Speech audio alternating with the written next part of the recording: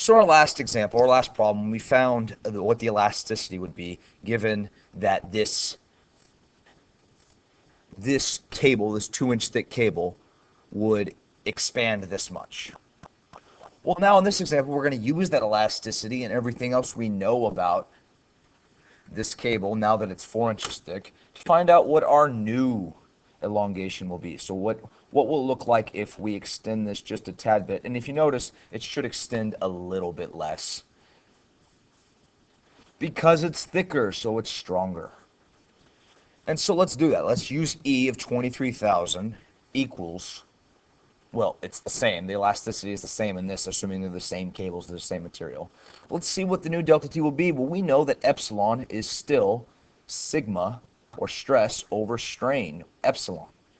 But we have another formula for E.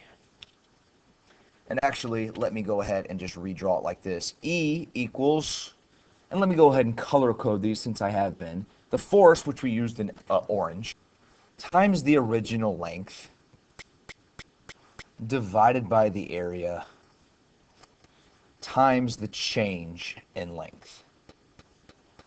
And so we could use this formula here to solve. It would just take a little bit longer. This one is a little bit better because, well, it has what we're looking for in it. And so we can actually even find out what the formula for delta, or the change in length, and let's go ahead and call it delta thick since it is delta thick. And for that matter, let's go ahead and call area thick since it's the thicker area. So let's go ahead and put that here as well, area thick.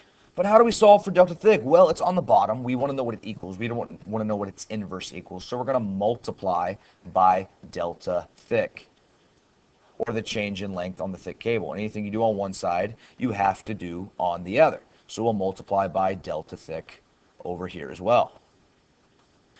And of course, it cancels out on the right.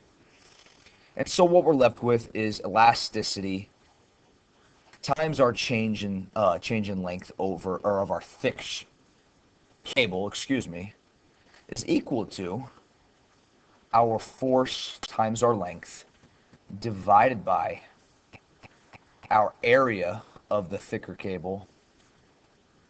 And we want to know what the change in length equals, so we're going to divide by elasticity on both sides.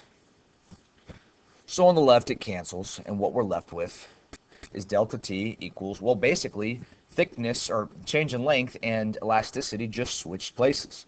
But from here we can basically just fill in our numbers.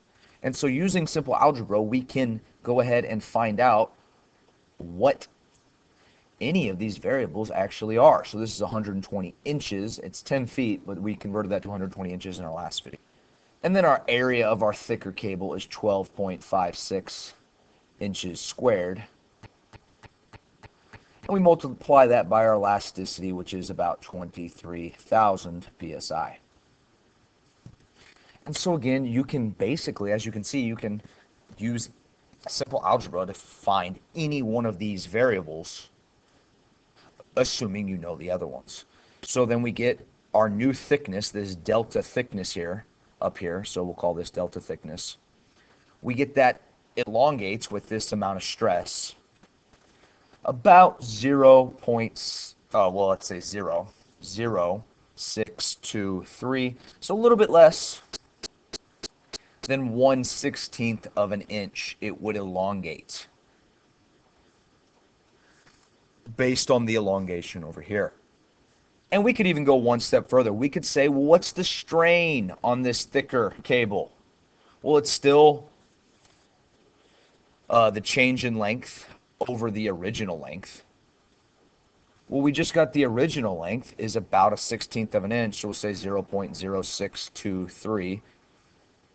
And I keep saying about 1/16 of an inch because it's, or 1/16 is 0.625. And since we doubled the thickness, we quadrupled the area. And so it only makes sense that this would be 1/16 or 1/4 of an inch less elongation than this one over here, since it's 4 times stronger, 4 times the area. And the only reason why we didn't get exactly 0.625 or 1/16 of an inch is probably because of the rounding of our elasticity. But anyway, the strain of our thicker our cable would equal about 0.0005. And remember, strain has no units.